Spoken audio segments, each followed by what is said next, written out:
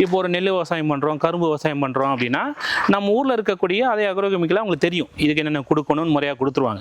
But பல விவசாயம் வரும்பொழுது பல ஏரியாக்களில் அதுக்கான கைடன்ஸ் கரெக்டாக இருக்கிறது இல்லை. அதனால தான் நம்ம கைடன்ஸுங்கிறத தாண்டி இன்னைக்கு நர்சரிங்கிறத தாண்டி ஒரு விவசாய தீர்வகமாக முழுமையான ப்ராடக்ட்ஸ் நம்மளே கொடுக்குறோம். இந்த ப்ராடக்ட் பேக்கேஜை ஒரு சிம்பிளாக ஒரு உதாரணத்துக்கு சொல்கிறேனே, இப்போ ரெட் டைமண்ட் கோவாவே திரும்ப எடுத்துக்குவோம் ஒரு உதாரணத்துக்கு.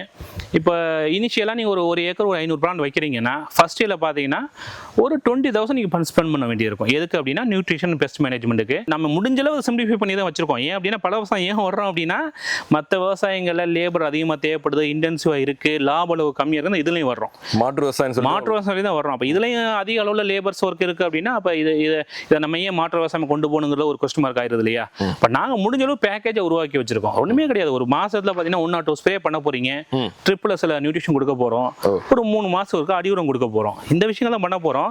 இதை முறையாக நீங்கள் பண்ணிட்டு வந்துட்டாவே உங்களுக்கு குரோத்தையும் சிறப்பாக கொண்டு வந்துட முடியும். இன்னும் ரீப்ரொடக்டிவ்னு சொல்லுவோம். அதாவது ஃப்ளவர்ஸ் எடுத்து பூ எடுத்து நமக்கு காய்கள் வருது இல்லையா? அந்த ஸ்டேஜ் 2 வருஷம் வரும்போது பார்த்தீங்கன்னா இப்போ ரெட் டைமண்ட் கொய்யாக்கெல்லாம் ஒரு ஏக்கருக்கு ஒரு 30,000 அந்த மாதிரி ஸ்பெண்ட் பண்ணுற மாதிரி இருக்கும். 30,000 ஸ்பெண்ட் பண்ணிங்கன்னா ஒரு ரெட் டைமண்ட் செடியிலே கிட்டத்தட்ட ஒரு 20 கிலோ கொய்யா நம்ம கொண்டு வர முடியும் ஒரு வருஷத்தில்.